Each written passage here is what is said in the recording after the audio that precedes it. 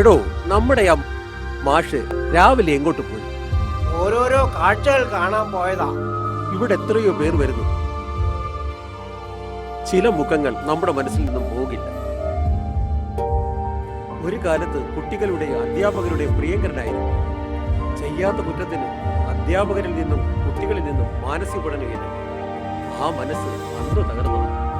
വല്ലപ്പോഴും ഒന്ന് ചിരിച്ചാലായി ഇല്ലേല. റൂം വൃത്തിയാക്കുന്ന തുളസി ഇതുവരെ വന്നില്ല. വീട്ടുജോലിയൊക്കെ കഴിഞ്ഞു വരുമ്പോ കുറച്ച് താമസിക്കും.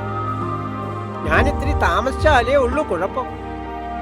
അവള് റൂം വൃത്തിയാക്കുന്നോൾ മാത്രമല്ലടോ.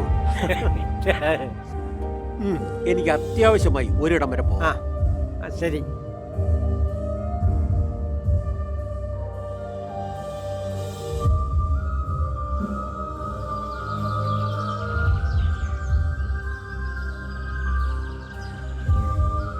മാഷേ, നാട്ടക സ്കൂളിലെ മാഷല്ലേ? ആയിരുന്നു, ഇപ്പൊ റിട്ടയറായി. മോളെ എനിക്ക് മനസ്സിലായില്ല. എന്നെ പഠിപ്പിച്ചതാ. നാട്ടകത്ത് വാടകയ്ക്ക് താമസിക്കുന്ന വീട്ടിൽ വന്നിട്ടുണ്ട്. സ്കൂളിലെ ക്ലാസ്സിലെ എല്ലാവരും ജയിച്ചു. തോറ്റത് ഞാൻ മാത്രമാണ്. കുട്ടികളും മാഷുമാരും എന്നെ കുറ്റം പറഞ്ഞു. അന്ന് വൈകുന്നേരമായി എൻ്റെ വീട്ടിൽ വന്നത്. പരാജയപ്പെട്ടിരുന്ന എന്നെ ഒരുപാട് ആശ്വസിപ്പിച്ചു. പോകാൻ നേരം എനിക്ക് കുറച്ച് കാശും തന്നു.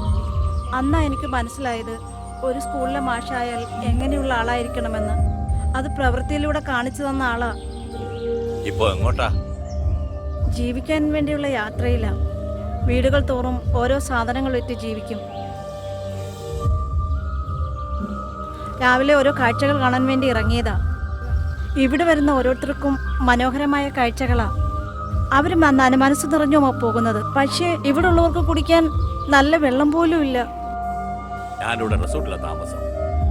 അവിടെ കവർ വാലിന്റെ ചായ, അതാണ് വയറ്റിന് പിടിക്കത്തുമില്ല. ഇവിടെ അടുത്തെവിടെങ്കിലും നല്ല ചായ കിട്ടുന്ന സ്ഥലമുണ്ടോ? ഞാൻ പോട്ടെ മാഷേ. ശരി, ആയിക്കോട്ടെ.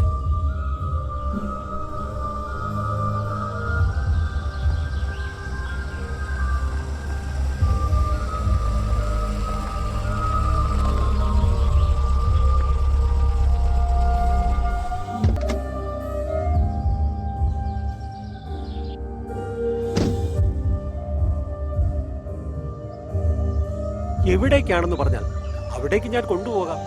ആഹാ, സാർ കൊള്ളാലോ. അങ്ങനെയെങ്കിലും ബസ് സ്റ്റോപ്പിൽ ഒരുപാട് ആളുകൾ കാണും.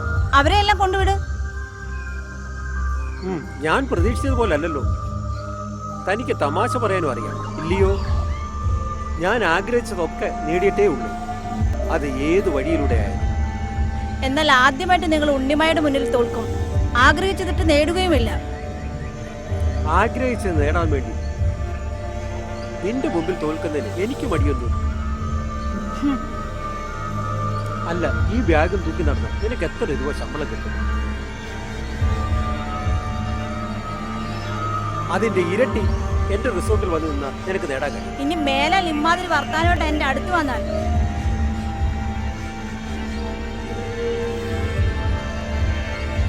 സ്ത്രീകൾക്ക് സ്വാതന്ത്ര്യം ഉണ്ടെന്ന് പറയും. അവൾക്ക് എന്നും ഒറ്റയ്ക്ക് രാത്രിയൊന്നും പകലൊന്നും ഇല്ലാതെ പേടിക്കാതെ ഇറങ്ങി നടക്കാൻ സാധിക്കുന്നു. അന്നേ സ്വാതന്ത്ര്യം കിട്ടിയെന്ന് പറയാൻ പറ്റും.